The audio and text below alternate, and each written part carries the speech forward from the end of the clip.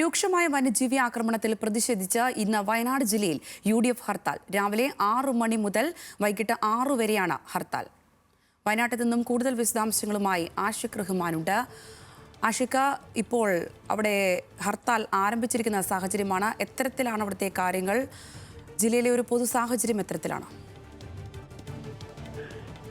സംഗീത, UDFന്റെ ഹർത്താൽ വയനാട് ജില്ലയിലെ വന്യജീവി ആക്രമണത്തിൽ പ്രതിഷേധത്തിലുള്ള ഹർത്താൽ നിലവിൽ ആരംഭിച്ചിട്ടുണ്ട്.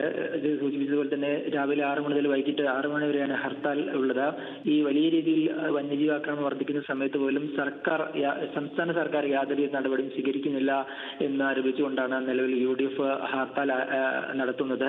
അവശ്യ സർവീസുകളെയും പരീക്ഷ, വിവാഹം, ഇവിടെ പ്രധാനമായും നടക്കുന്ന പള്ളിക്കുന്ന് തിരുനാൾ തുടങ്ങിയ ആഘോഷങ്ങളെല്ലാം ഈ ഹർത്താലിൽ നിന്ന് ഒഴിവാക്കിയിട്ടുണ്ട്. ഉത്സവങ്ങളെയും മറ്റ് തിരുനാളുകളെയും ഒഴിവാക്കിയതായും UDF ഇന്നലെ അറിയിച്ചിട്ടുണ്ട്. എന്തായാലും ഈ വർഷം നടക്കുന്ന 3ാമത്തെ കാട്ടാനാക്രമണത്തിലാണ് ഇന്നലെ മറ്റൊരു യുവാവ് കൂടി കൊല്ലപ്പെട്ടത്. വന്യജീവി ആക്രമണത്തിൽ നിരവധി പേർ, 1.5 വർഷത്തിന്റെ 11ഓളം പേരാണ് വയനാട്ടിൽ ജീവൻ നഷ്ടപ്പെടുന്ന ഒരു സാഹചര്യം ഉണ്ടായത്. പക്ഷേ അടുത്തിടെ 2 ദിവസങ്ങളിൽ 2 പേർ മരിക്കുന്ന ഒരു സാഹചര്യം കൂടി വന്നതോടെയാണ് UDF അടക്കം ഒരു ഹർത്താലിലേക്ക് നീങ്ങിയത്. എന്തായാലും ചെറിയ രീതിയിൽ ഒരു വാഹനം തടയുന്നതെല്ലാം ഉണ്ടാകുമെന്നാണ് മനസ്സിലാക്കുന്നത്. രാവിലെ തന്നെ ഒരുപക്ഷെ കൽപ്പറ്റയിലടക്കം വാഹനങ്ങൾ തടയുന്ന ഒരു സാഹചര്യത്തിലേക്ക് നീങ്ങിയേക്കും.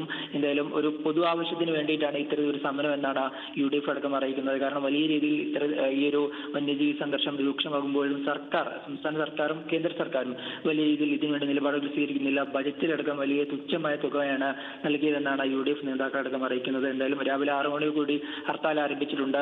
വലിയ രീതിയിൽ ജനജീവിതത്തെ ബാധിക്കുമെന്നതിനാൽ തന്നെ KSRTC അടക്കം കൂടുതൽ സർവീസുകൾ നടത്തുമെന്ന് അറിയിച്ചിട്ടുണ്ട്. എന്തായാലും സ്വകാര്യ ബസ്സുകളെല്ലാം നിലവിൽ സർവീസ് നിർത്തിയിരിക്കുകയും ഒരാരും സർവീസ് നടത്താനുള്ള സാഹചര്യമില്ല. എന്തായാലും ഹർത്താൽ ആരംഭിച്ചിട്ടുണ്ട്. വലിയ സംഘർഷങ്ങൾ ഉണ്ടാകില്ല എന്നാണ് UDF നേതാക്കളും അറിയിക്കുന്നത്. സംഗീത.